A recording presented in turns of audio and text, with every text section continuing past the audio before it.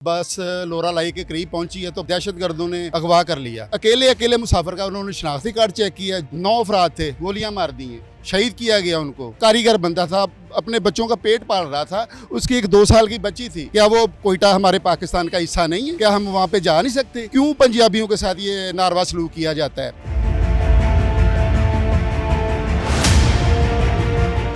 जी बिल्कुल, एक दफ़ा फिर से जो है एक अफसोसनाक वाक़या बलूचिस्तान के अंदर गुज़िश्ता रात जो है वो पेश आया, जिसमें जो है वो 2 मुख्तलिफ़ कोचेज़ के अंदर से जो है वो पंजाबियों को उतार के बाकायदा उनका ID कार्ड चेक करके 9 लोगों को शहीद कर दिया गया, जिनका ताल्लुक़ जो है वो पंजाब के मुख्तलिफ़ शहरों से था। लेकिन उनमें से एक जुनैद इफ्तिखार, जिसका ताल्लुक़ जो है वो लाहौर से था।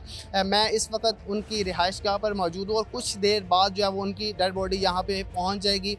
यहाँ पे उनके अजीज़ व अक़ारब रिश्तेदार बड़ी तादाद में मौजूद है, जो गम से निढाल हैं। वालिद साहब उनके और बाकी दीगर जो उनकी फैमिली है वो भी गम से निढाल है। जुनैद जो एक मेहनत कश था, मजदूरी वगैरह करके वो अपनी फैमिली का जो है वो सारे मामला चला रहा था। उसकी एक जो 2 साल की बेटी है, 5 साल कबल जो उसकी शादी हुई कोयटा के अंदर, वो अपनी फैमिली को ही छोड़ने गया कोयटा, और वापसी पर जो है वो ये एक अफसोसनाक वाक़या पेश आया, जिसका ताल्लुक़ जो है वो जुनैद इफ्तिखार लाहौर से था और उसके वालिद जो है वो इफ्तिखार इंसारी साहब, जिनका खुद भी ताल्लुक़ जो है वो मीडिया से है, सहाफ़त से उनका ताल्लुक़ है। और जो वालिद हैं वो तो गम से निडाल है। उनके कुछ दोस्त और रिश्तेदार हमारे साथ मौजूद हैं, उनसे बात करेंगे। सर बताइएगा, अफसोसनाक वाक़या पेश आया, पहले भी इस तरह के वाक़यात पेश आते रहे हैं, तो क्या कहना चाहेंगे? एक जो हंसता बसता घर था वो उजड़ गया, एक जो बेवा और उसके साथ साथ एक यतीम बच्ची छोड़ के जुनैद जो है वो इस दुनिया से चला गया। सब लोग इस गम में बराबर के शरीक हैं। आपके वो भतीजा थे, क्या कहना चाहेंगे आप? जी, जुनैद मेरा भतीजा था। वो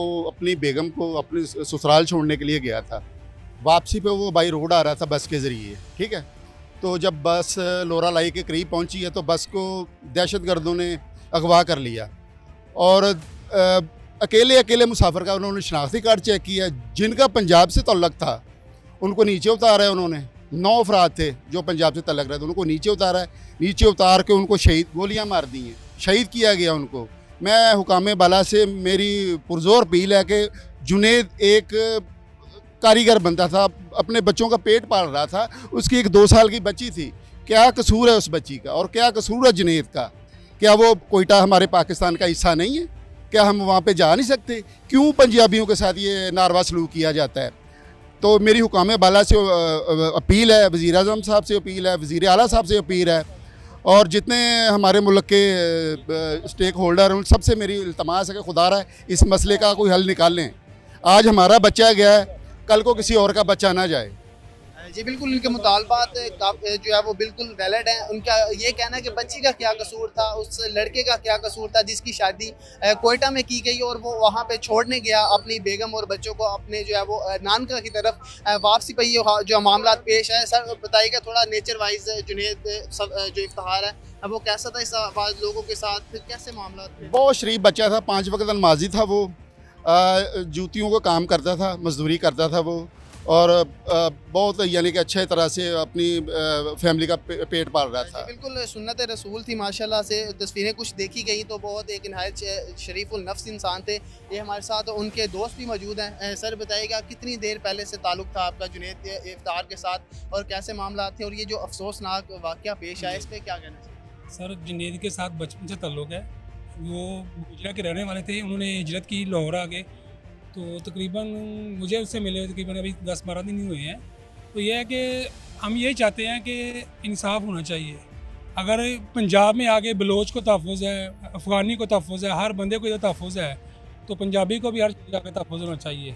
ये नहीं है कि भाई जो इधर जाता है, सिंध में जाए तो पंजाबी जाए, उधर मारा जाता है, बलूचिस्तान में जाए तो पंजाबी है मारा जाता है, पेशावर में जाओ तो उधर पंजाबी मारा जाता है। तो अगर हम पंजाबी अगर रोडों पे आ गए ना, तो हम ना इधर बलोची रहने देंगे, ना सिंधी रहने देंगे, ना कोई पेशावर का पठान रहने देंगे। हम अमन पसंद लोग हैं, हमें अमन की रहने दें, अमन से हम चलेंगे। और इंशाअल्लाह हम यही चाहते हैं कि जो जितने भी हमारे CTD अदारे हैं, गवर्नमेंट के अदारे हैं, हम उनको भी कहते हैं कि हमें पंजाब को तहफ़्फ़ुज़ दिया जाए दूसरे शहरों में भी।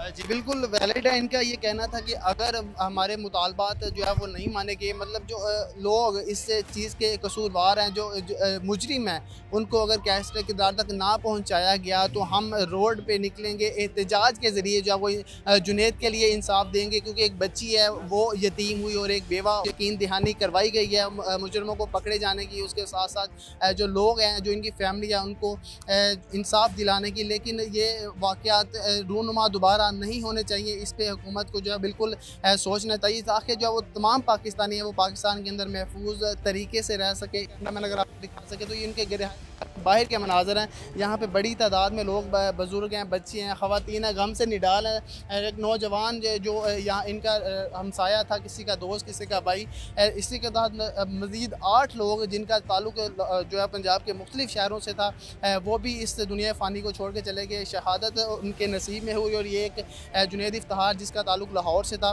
वो भी अब इस दुनिया में नहीं रहा, जिसने पीछे एक जो है वो एक यतीम बच्ची और एक बेवा ख़ातून को छोड़ा है। वालिदैन हैं वो भी गम से निडाल है, उनके वालिद साहब भी हैं, उनसे जो है वो बात करने की कोशिश की लेगी, लेकिन बेटे की मौत का गम ही कुछ ऐसा होता है कि जो है वो हला देने वाला होता है। तो इस पे अपने होस्ट तैयब बेग को इजाज़त दीजिए। बहुत शुक्रिया।